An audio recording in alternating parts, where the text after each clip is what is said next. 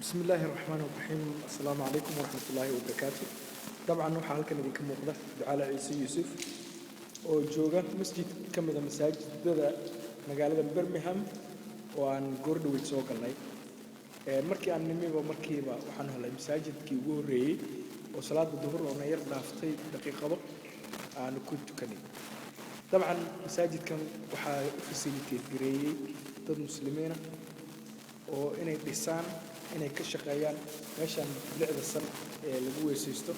meelahaas kale lagu weesaysto musqulaha meelaha la isaga dhaqo masaajidka gudihiisa dabcan rag baa sameeyay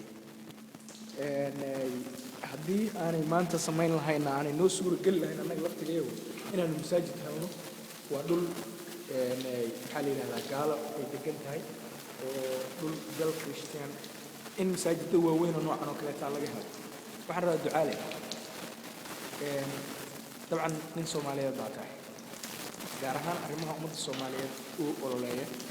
oo maanta halkan uu yimid masaafada intaas leeg qadiyada ummadda Soomaaliyeed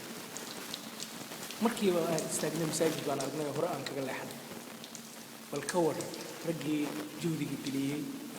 ragii kuma ana boqolaal sano ka soo shaqeeyay rag maanta suurta geliyay inay dad muslimiin halka isugu yimaadaan oo ku tukadaan والله وأهم مهم مساجد الناس حديث رسول الله صلى الله عليه وسلم عليه ذكي بيت إلهي النساء قل بيت حلقك والشبر وإلهي الوعد إلهي بيت جنة النساء مركا رجل السيد ورجل حلقة إلى آخر السيد شنو الانتين بالغية وإمام تفوق كيس هنا الدنيا الدنيا وحول الدنيا المزرعة الآخر الدنيا هو بيت بسم الله جل كان نور مالك الكلمة طبعاً كان الحين الفاسيلتي أدرك الفاسيلتي كله جاء ملايين مسلمين إبرية الملايين اجتماع بالمسجد الخاص إبرية مساجد صار صوت البلد المسلمين وقت كانوا عريري من الأخوة عريري نبدأ من قبل ما كان عريري ما ضبط خواج وقت كان واحد قال لا تركي حيوف اللي جات يروح معنا الله يتقال يبلاي تجرب marka tan nolosha waxay ku imaanaysaa in dawladnimo la dhiso haddaan dawladnimo loo ogolaan lahayn xuquuqda muslimiinta looma ogolaadeen haddaan dawladaysan jirin meesha qabiilka haysan lahaa leeyahay qabiilka England Englishka inta la hadday qabiil ahaan haysan lahayn meesha territory-ga dad muslimiin maanta kuma ceeshay laakiin waxaa keenay loo wado sharciga samaystay sharciga samaystay dadka muslimiinta maanta waxaa looga baahan yahay si dadkan loo soo dhaweeyay dalkooda iyo masaajidada loo siiyay waa injiil dadka muslimiinta ay tolerance wax la yiraahdo waa dulqaad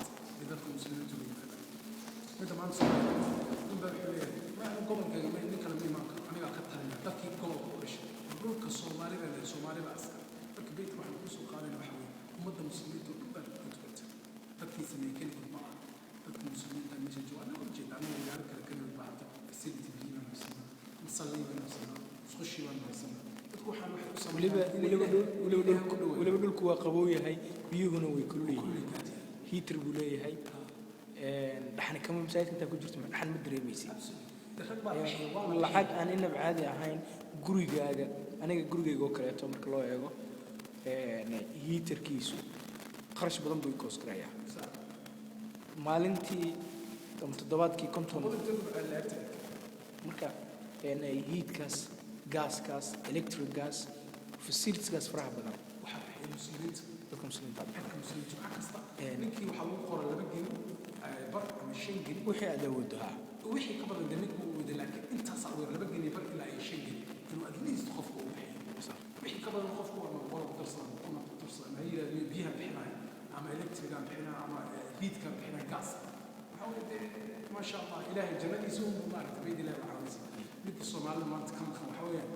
dhulalkeena masaajidada lama dayactir waxa iska noqon qoboor dadku waxa weeye meelahaas iska jooga dagaalka ku socda masaajidada qaar oo xamar ku wala burburiyo kuma tukadaan dadkii waxay u yimid bacd marka haddaynu doonayno nolosha inaan ku noolaado waxa weeye wax u baahnaa dawladda inta aanu ka doodayno waxa weeye dawlad baa u baahan dawlad aad ku baahan haddaan ku daro gaar ahaan waxaan jeclahay fariin gaar ah ku daro dadweynaha Soomaaliyeed ee Soomaaliya ku nool runtii meeshaan aan joognaa waa dalka Britain gaar ahaan magaalada birmingham waan hadda soo galnay anigu reer london baan nahay dhulku dhul ahaan waa taqaanaan england waa dhul gaalo waxay oggolaadeen iyagoo gaalo ah in sharcigii ay samaysteen in dad muslimiin ay masaajid ka dhistaan inay ku noolaadaan inay ku dhex jiraan oo ay degaan ahaan u joogaan dan walba iyagu ay ka leeyihiin fikir walba u fikirayaan ilaahay baa garanaya laakiin ka faa'iidaysashadaas aan ka faa'iidaysanayno masaajidka dadka ku xiran waxay leeyihiin dad fara badan oo islaami leeyihiin waxay leeyihiin dad badan oo isku kalaas yihiin oo jaamacadaha wax kala bartaan waxay leeyihiin dad fara badan oo business ay isla wadaagaan businesska dirisku yihiin mar walba waxaad gaaraysa fariin markaad masaajidka u socoto markaad ka imaanayso markaad jaamacadda ku tukanayso mar walba fariin baa gaaraysa fariintaas gaaraysa waxay tahay ninkan waa muslim dad fara badan oo caddaan ah oo muslima maalin walba weli way soo badanayaan oo juhdiga noocaasa dadaan nagu af ahayn nagu dhaqan ahayn nagu diin ahayn nagu qaarad ahayn ayaa maalin walba diintii soo gelaya oo ilaahay ajir ixsaan la siiyey mujtamacaad fara badan oo soomaali ah oo muslimiin ah ay juhdigaas bixiyaan ilaahay aan uga rajaynaynaa dadka soo muslimaya inay noqdaan dadka isbedelka ku samayn lahaa inay diinta gaarsiiyaan dadka dalka ku wada nool diinteennana waa lagu horeeyey maaha diin loogu talagalay dad khaasa iyo ummado gaar oo diintii bini aadamka oo dhan loogu talagalay sida halkaas aad ka maqlaysaan nin luqad kale ku hadlaaya oo maxaa la yidhaha lagu afahay marka walaalayaal inagoo isku af isku dhaqan isku diin muslimiin ah